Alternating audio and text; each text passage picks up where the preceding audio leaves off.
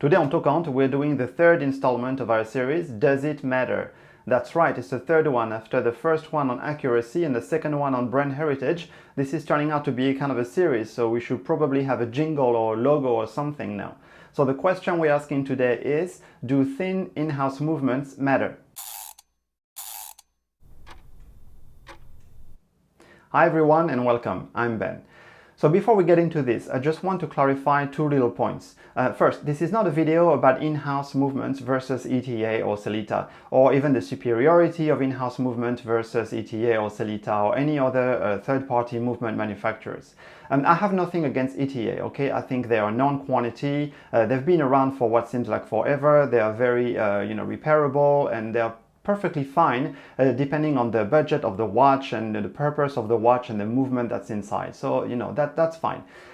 Also, it's not going to be about the definition of what constitutes an in-house movement, because I think that has become a little murky depending on whether a brand actually designs and manufactures the in-house movement by themselves, or whether it's an exclusive movement that was designed by them and then manufactured by someone else, or whether it was actually designed and manufactured by someone else but it's exclusive to them, or partly manufactured. It gets very vague, so we're just going to leave it at that and consider in-house movement. Now, I do think, however, that when a brand has an in-house movement, they should not just copy an ETA movement.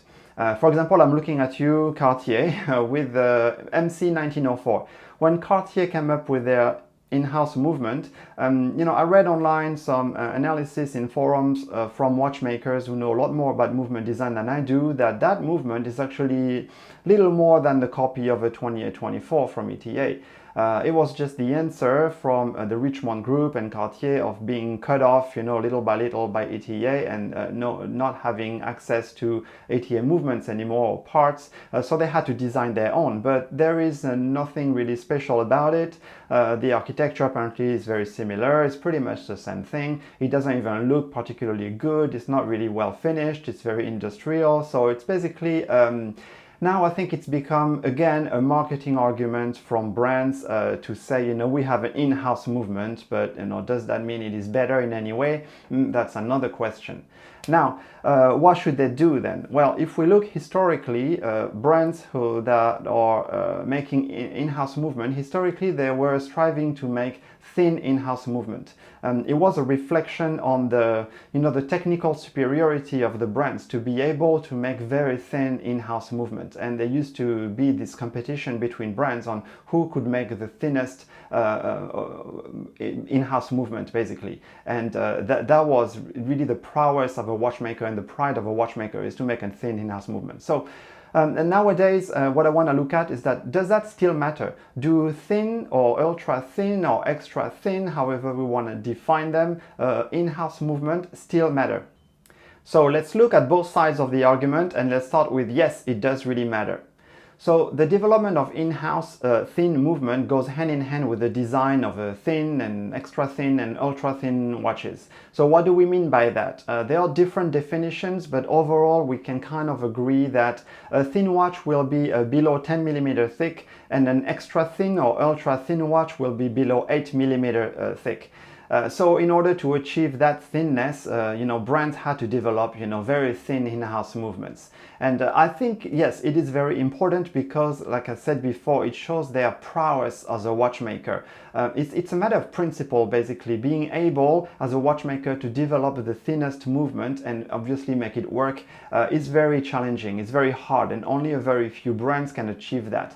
So brands today, if they can maintain this tradition and still develop very thin movement, it shows that they are basically real watchmakers. They are the real deal.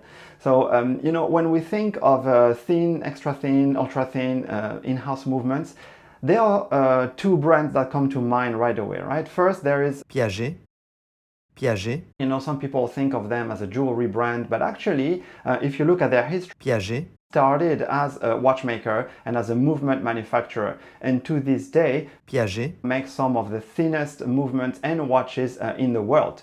They actually have the Altiplano 910P, which is the thinnest watch in the world.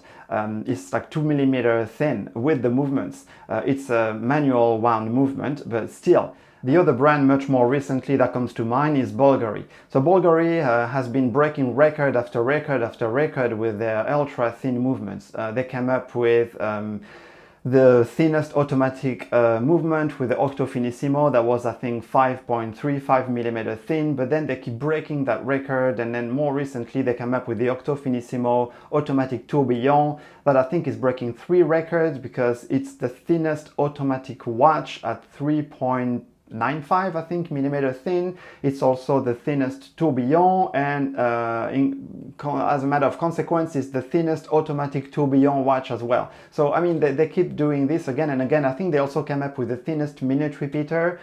So you know, a lot of people dismiss Bulgari as well because, well, same, it's just a jewelry brand. But Bulgari has invested a lot in their watchmaking technologies, and they have to be taken very seriously for this, because this is not a fluke. This doesn't happen, you know, by chance. They're actually really developing movements that are breaking records that, you know, other brands that have been much more established can't even come close to. Now, of course, other brands, more established brands, you know, we think about JLC, the watchmaker, Jaeger-LeCoultre, you know, you think about their movement, I think the 195, that was the thinnest movement for a long time. Also, even the 920 that they developed for the original, you know, Nautilus, and then the Royal Oak was also very, very thin with the peripheral rotor. Also, you know, when you think about the Master Control Ultra Thin Perpetual Calendar, you know, very, very thin movements. I don't have all the measurements in hand. You can go and check that out, but you know, it's very thin. Also, you know, Audemars Piguet with the Royal Oak Perpetual Calendar that they came up with, I think, a couple of years back, that is, I think, 6.2 millimeter thin. So, you know, this really shows those are the real watchmakers. Even, you know, some that are encouraging, for example, Tudor. Tudor first came up with their own manufacture movement, and they put it in the Black Bay, and you know, it was quite thick, right? A lot of people complain about how thick the Black Bays are, around 15 mil thick, and you know, that was their first attempt as an in-house. But then with the release of the Black Bay 58 and the new MT 5602, I think, which is much thinner, and now the entire watch is only about, you know, 11.9 millimeter thin. So I don't think Tudor really needs to go even thinner, because they are mostly manufacturing, you know, sports watches, and so achieving under 12 millimeter is already very good for a dive watch. But it shows that, you know, they're really putting in the effort to try to develop, you know, thin in-house movements. Even Rolex, you know, a brand that we don't usually associate with ultra-thin movements. Well, if we look back at their archive, in 1954, they actually released reference 6512 that was only 9 millimeter thin, and it had in it caliber 1000. That was a manual wound, but that was based on their caliber 1030, and that was an automatic, and they basically removed the rotor, and the caliber 1000 became the thinnest movement that they had ever developed. And it shows that, you know, watchmakers at Rolex at the time were really trying to make a very thin, slender, elegant dress watch. But the problem is that 1954 also saw the release of the Oyster Perpetual, and that one was an automatic, and it was much more popular.